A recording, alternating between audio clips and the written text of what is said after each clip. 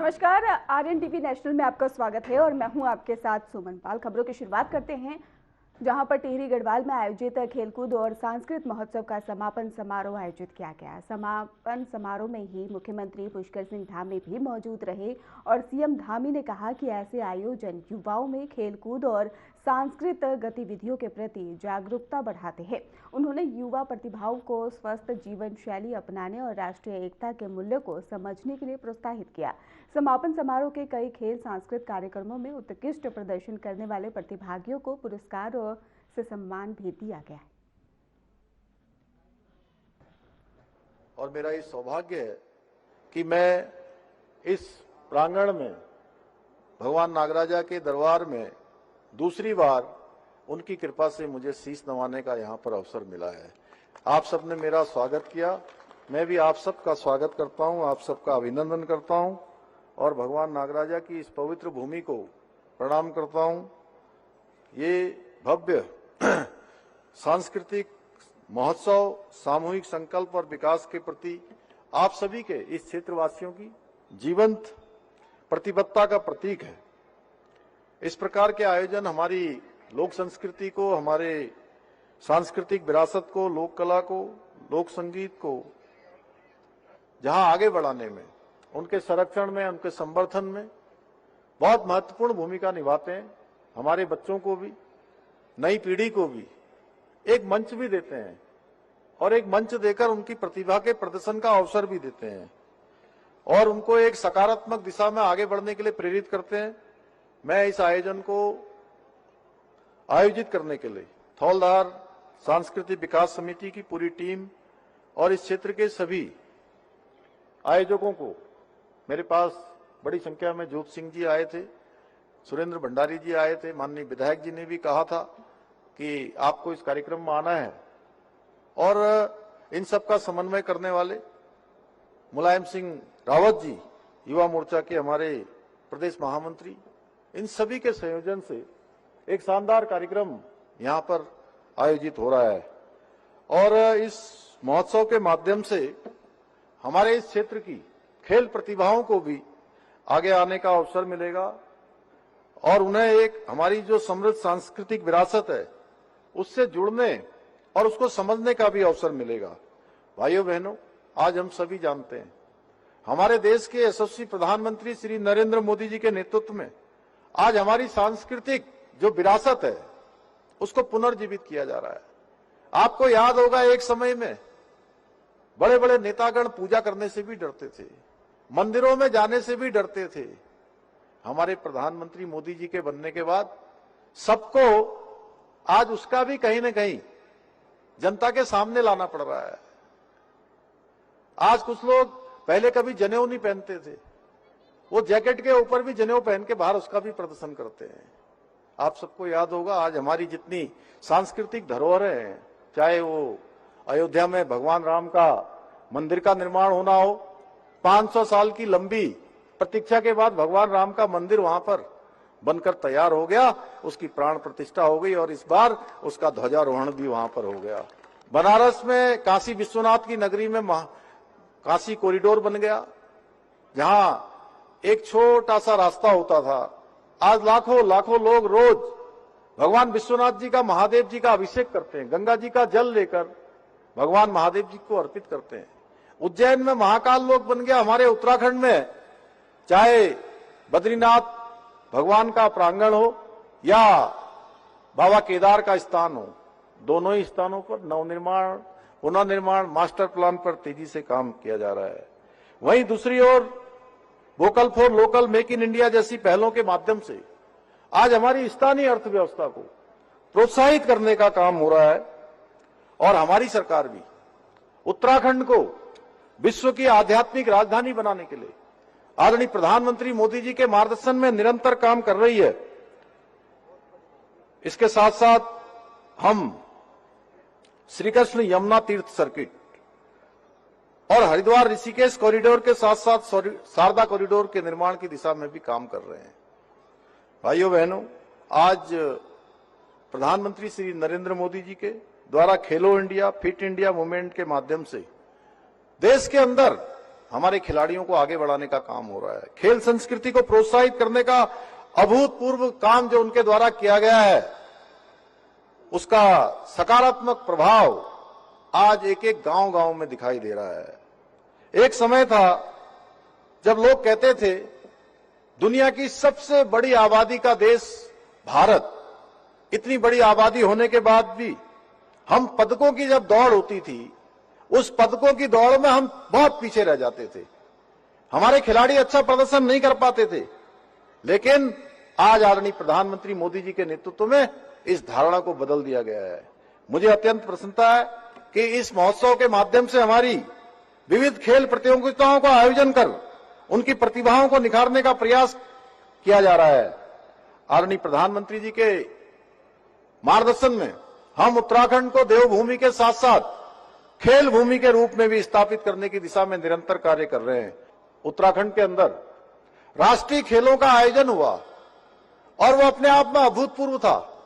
पूरे देश के खिलाड़ी देवभूमि उत्तराखंड का एक अच्छा अनुभव यहां से लेकर गए। अच्छा अनुभव ही नहीं लेकर गए, वो उत्तराखंड के ब्रांड एम्बेसडर बन के गए कि उत्तराखंड के अंदर इतने अच्छे प्रकार से खेलों का आयोजन हुआ। वहीं हमारे खिलाड़ियों ने भी पहली बार एक इतिहास बनाने का काम किया। 103 पदक राष्ट्रीय खेलों में जीतकर एक नया रिकॉर्ड बनाने का काम हमारे राज्य के खिलाड़ियों ने किया। आज हम उत्तराखंड में विश्व स्तरीय इंफ्रास्ट्रक्चर के मामले में भी देश के प्रमुख राज्यों में शामिल हो गए हैं। अब हमारे प्रदेश में राष्ट्रीय नहीं बल्कि अंतर्राष्ट्रीय स्तर की प्रतियोगिताओं का भी आयोजन होने लग गया है। हमारी सरकार जल्दी ही स्पोर्ट्स लीगेसी प्लान बना रही है, जिसके अंतर्गत प्रदेश के प्रमुख 8 शहरों में 23 खेल अकादमियां बनाई जाएंगी, जहां हमारे खिलाड़ी, हमारे युवा बच्चे प्रशिक्षण भी लेंगे और उनको अनेक प्रकार के अवसर भी वहां से मिलेंगे, जिसमें से प्रत्येक वर्ष 920 विश्व स्तरीय एथलीट और 1000 खिलाड़ी उच्च स्तर का प्रशिक्षण प्राप्त कर पाएंगे। मैं चाहता हूं कि थौलदार क्षेत्र के युवा भी इन अकादमियों से जुड़कर अपनी प्रतिभा को निखारें और प्रदेश व देश का नाम रोशन करने में अपना योगदान दें।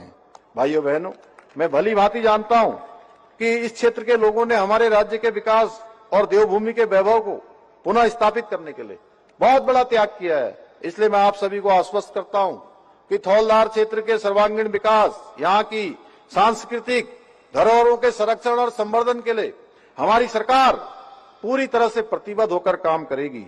इस क्षेत्र में जो प्रमुख धार्मिक, ऐतिहासिक धार्मिक स्थलों को पर्यटन सर्किट से जोड़कर विकास और रोजगार के नए अवसर सृजित करने की दिशा में हम निरंतर प्रयासरत हैं।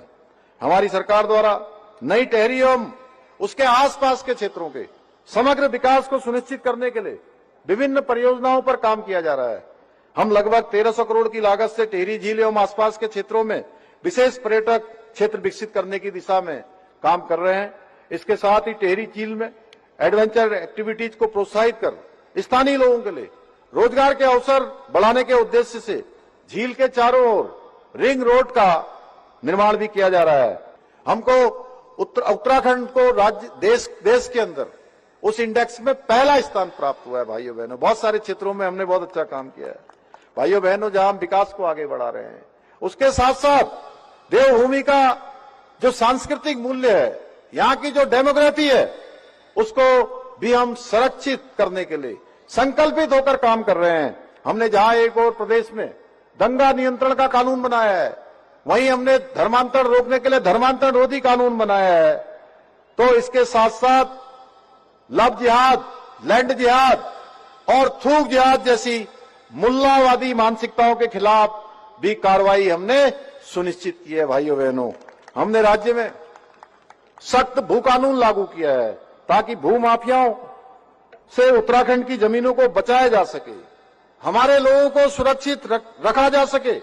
इसके अलावा हमने राज्य में ऑपरेशन कालनेमी चलाकर ऐसे सनातन धर्म को बदनाम करने वाले, लोगों की धार्मिक भावनाओं को आहत करने वाले या जो भी लोग धर्म के मार्ग पर जाते हैं, उनके मार्ग में बाधा उत्पन्न करने वाले, छद्म वेश धारण करके अपना नाम बदलकर अपनी पहचान छुपाकर लोगों को ठगने का काम करते थे, भरमाने का काम करते थे, ऐसे जिहादियों को भी पकड़ने का काम किया है और वो जहां से आए हैं उनको वहीं भेजने का काम हम कर रहे हैं भाइयों बहनों, उनको वापस वहीं भेज रहे हैं जहां से आए हैं। और यहीं लैंड जिहाद पर कार्रवाई करते हुए हमने 10,000 एकड़ से अधिक जमीन इन लैंड जिहादियों से मुक्त कराई है।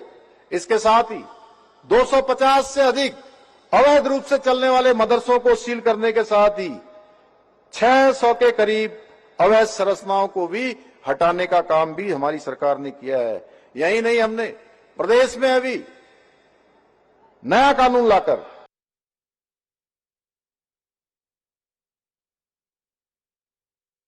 देहरादून पुलिस ने एसएसपी दून की सख्ती के चलते ही लाखों रुपए की कीमत के मादक पदार्थों के साथ ही आपको बता दें कि 2 नशा तस्करों को सलाखों के पीछे भेजा है।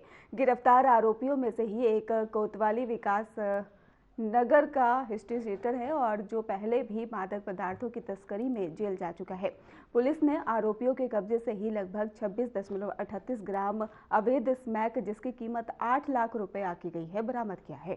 दोनों तस्कर स्थानीय लोगों को स्मैक बेचकर मुनाफा कमाने की फिराक में थे और इसके साथ ही एसएसपी दून ने बताया है कि आरोपियों के खिलाफ मादक पदार्थ तस्करी और अन्य आपराधिक घटनाओं के लगभग 1 दर्जन अभियोग जो है वो दर्ज है। दून पुलिस की ये कार्रवाई नशा तस्करों पर सख्ती और शहर में नशा मुक्त माहौल बनाने के उद्देश्य से की गई है।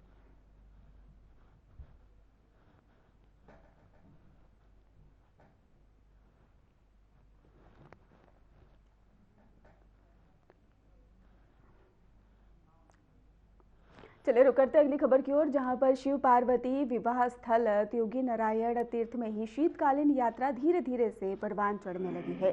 तीर्थ यात्रियों में भारी उत्साह देखने को मिल रहा है। मंदिर परिसर में रोजाना बड़ी संख्या में ही श्रद्धालु पूजा अर्चना और जलाभिषेक कर रहे हैं।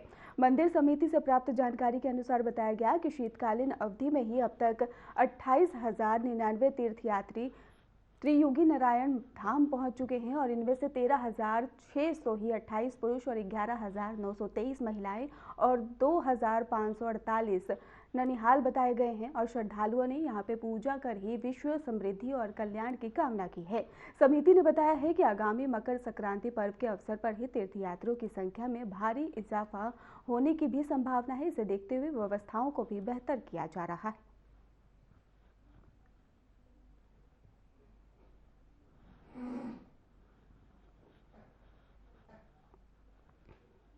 हरिद्वार जनपद के ऋषिकुल क्षेत्र के ही पास गंगा किनारे अतिक्रमणकारियों द्वारा लगातार बिजली चोरी किए जाने की शिकायत पर विद्युत विभाग ने ही त्वरित और सख्त कार्रवाई की है। सूचना मिलते ही विभाग की टीम ने मौके पर पहुंची और जहां पर अवैध रूप से संचालित बिजली कनेक्शनों के खिलाफ विशेष अभियान भी चलाया गया है। कार्रवाई के दौरान ही गंगा किनारे लगाए गए ही 5 से 6 अवैध बिजली कनेक्शन काटे गए हैं, जिससे इलाकों में हड़कंप मच गया है। विद्युत विभाग की इस कार्रवाई से बिजली चोरी करने वालों में खलबली देखने को मिल रही है। विद्युत विभाग की जेई अर्चना चौहान ने बताया है कि विभाग को लगातार बिजली चोरी की शिकायतें मिल रही हैं और हर सूचना पर ही सख्ती से कार्रवाई की जा रही है। उन्होंने कहा है कि बार बार चेतावनी के बावजूद लोग नहीं मान रहे हैं, इसलिए मौके पर कड़े शब्दों में चेतावनी भी दी गई है।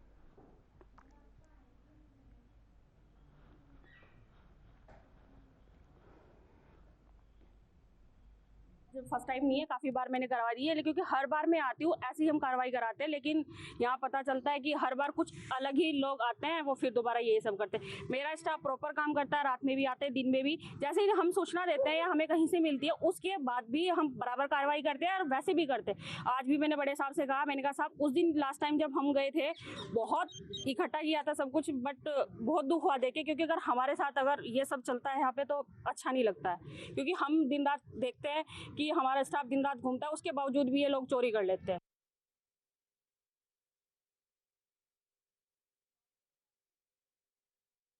चेतावनी दी है और इसके साथ ही गंगा किनारे बिजली चोरी पर बड़ी कार्रवाई भी की गई है, जिसके बाद वहां पर अर्चना पहुंची और उन्होंने सख्त चेतावनी देते हुए नजर आई है। उन्होंने निरीक्षण किया और इसके साथ ही 5-6 अवैध बिजली के कनेक्शन भी पाए गए हैं।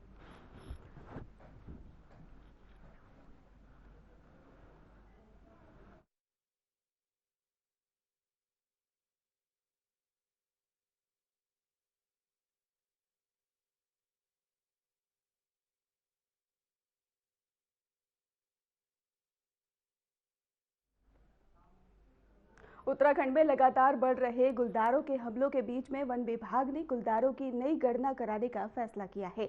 मानव वन्य जीव संघर्ष की गंभीर होती स्थिति को देखते हुए ये सर्वे अहम माना जा रहा है। वन विभाग यहां पर WII के सहयोग से ही कराएगा और सर्वे के दौरान ही केवल गुलदारों की संख्या ही नहीं बल्कि उनके व्यवहार, मूवमेंट पैटर्न और आबादी क्षेत्रों में मौजूदगी का भी गहराई से अध्ययन किया जाएगा। आपको बताते चले कि 2022 में ही हुई पिछली गणना में राज्य के 3115 गुलदार दर्ज किए गए थे और इसके बाद से ही कई इलाकों में ही गुलदार की आबादी और मानव बस्तियों के बीच में टकराव की घटनाएं सामने आई हैं। वन विभाग का कहना है कि इस नई गणना से ये स्पष्ट होगा और गुलदार किन क्षेत्रों में ही अधिक सक्रिय है इसका भी पता लगाया जा सकेगा। वे आबादी क्षेत्रों में क्यों पहुंच रहे हैं और मानव वन्य जीव संघर्ष को कम करने के लिए किन उपायों की जरूरत है। सर्वे के निष्कर्षों के आधार पर ही भविष्य की रणनीति भी तय की जाएगी। काफी मात्रा में जो भालू शहरी क्षेत्रों में आ रहे हैं और कई हमारी बहनों पर जो घास के लिए जाती है, लकड़ी के लिए जाती हैं, हमारे पहाड़ी क्षेत्रों में ज़्यादातर अगर मोटर रोड भी है तो कहीं ना कहीं हमको गांव तक पहुंचने के लिए पैदल ही जाना पड़ता है। तो इस वर्ष से कुछ ज़्यादा जो हमला भालू का हुआ है उससे लोग बहुत आतंकित भी हैं पहाड़ों में। इस पे निश्चित तौर पर मेरे द्वारा भी पत्र भी लिखा गया था। मैं माननीय मंत्री जी से भी मिली हूँ इस संबंध में। निश्चित तौर पर इसके लिए कुछ नीतिगत भी कार्रवाई होनी चाहिए, लेकिन जितना भी हमारे सरकार के द्वारा वन विभाग के द्वारा सहयोग किया जाना था वो लोग भी लगे हुए हैं। हम लोग भी प्रयास कर रहे हैं। कहीं कहीं पर पिंजरा लगाने की भी ज़रूरत पड़ती है, उसको भी लगाते हैं, जैसे हमारे तिरजुगी नारायण में है, मक्खू क्षेत्र में है। और एक दिन तो हमारे जो ऊखीमठ बाजार है वहीं पर वो आ गया था, एक बहन पे उसने हमला भी किया। रुड़की में DAV कॉलेज के बाहर दो गुटों के बीच में जमकर मारपीट देखने को मिली है और ये घटना का वीडियो सोशल मीडिया पर भी तेजी से वायरल हो रहा है, जिसके चलते ही इलाके में सनसनी फैल गई है। वायरल वीडियो में दोनों पक्षों के बीच में हाथापाई और अफरा तफरी नजर आई है। बताया जा रहा है कि मारपीट के दौरान ही गोली चलने जैसी आवाज भी सुनाई दी थी और हालांकि इसकी आधिकारिक पुष्टि अभी तक नहीं हुई है। घटना की सूचना मिलते ही पुलिस मौके पर पहुंची और स्थिति को नियंत्रित किया। फिलहाल पुलिस वीडियो के आधार पर मामले की जांच कर रही है और दोनों गुटों की पहचान भी की जा रही है।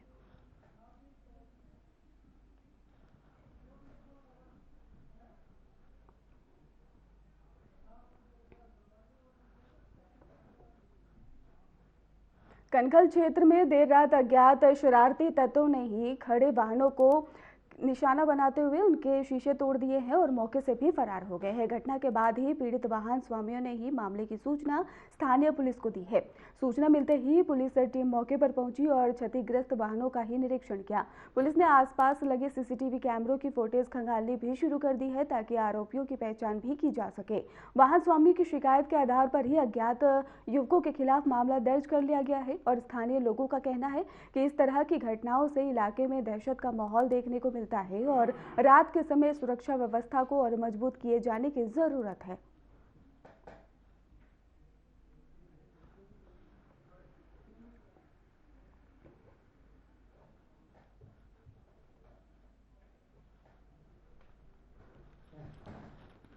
तो हरिद्वार से आपको खबर बता रहे हैं जहां पर सुरक्षा व्यवस्था को लेकर फिर से एक बार सवाल होते हुए दिखाई दे रहे हैं। आपको बता दें कनखल में देर रात को शरारती तत्वों द्वारा ही उत्पात मचाया गया, जिसके बाद अब आसपास के लोगों में भी दहशत देखने को मिल रही है। वाहनों के शीशे तोड़कर यहां पर तोड़फोड़ की गई है और जिसके बाद अब स्थानीय लोग काफी ज्यादा डरे हुए नजर आ रहे हैं। उन्होंने कहा है कि सख्ती जो है वो इन आरोपियों के खिलाफ होनी चाहिए। पुलिस ने मौके का निरीक्षण भी किया हालांकि, लेकिन वहां पर लोगों की जो संख्या है वो लगातार कहती हुई नजर आई कि यहाँ पर सख्ती इन लोगों पर होनी चाहिए और वो दहशत में भी लोग आसपास के नजर आ रहे हैं। आपको बता दें ये देर रात की वारदात है जहाँ पर गाड़ियों के शीशे तोड़े गए हैं और आरोपी वहां से फरार हो गए हैं। फिलहाल आपको बताते चले मौके पर पहुंची पुलिस ने निरीक्षण किया है।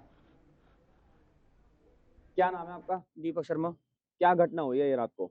ये रात को कुछ युवक थे 3 स्कूटी पे, वो बीच वाला लड़का पत्थर लेके तोड़ रहा था सबकी गाड़ियाँ।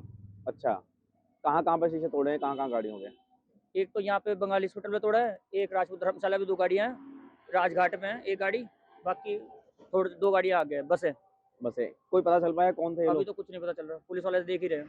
शिकायत करी है? शिकायत सबने करी है, अच्छा, रिपोर्ट लिखवा रखी है, पुलिस वाले जानकारी ले रहे हैं सबसे। कोई दुश्मनी थी किसी की, कुछ किसी पता की चला? कुछ, अब एक की दुश्मनी हो, इतनी सारी गाड़ियों को तोड़ रखा है। अब पुलिस वाले देख रहे हैं कि कौन थे वो। से राहत भरी खबर सामने आई, जहां पर अस्थमा अटैक से गंभीर रूप से पीड़ित एक महिला की जान समय रहते ही हेली एम्बुलेंस की मदद से ही बचा ली गई है। महिला को तत्काल एम्स में ही रेफर किया गया और जहां पर इलाज मिलने के बाद ही उसकी हालत अब स्थिर बताई जा रही है। उप जिला चिकित्सालय पुरोला के चिकित्सक डॉक्टर मनोज असवाल ने ही बताया कि अस्थमा से पीड़ित सुशीला शर्मा को गंभीर अवस्था में ही अस्पताल लाया गया था और जांच के दौरान ही पाया गया कि मरीज को तेज अस्थमा अटैक आया और उसका ऑक्सीजन स्तर ही बेहद कम हो चुका था। डॉक्टर असवाल के अनुसार अस्पताल में ही आईसीयू सुविधा उपलब्ध न होने के कारण मरीज को ही तुरंत हायर सेंटर भी रेफर करना जरूरी हो गया था।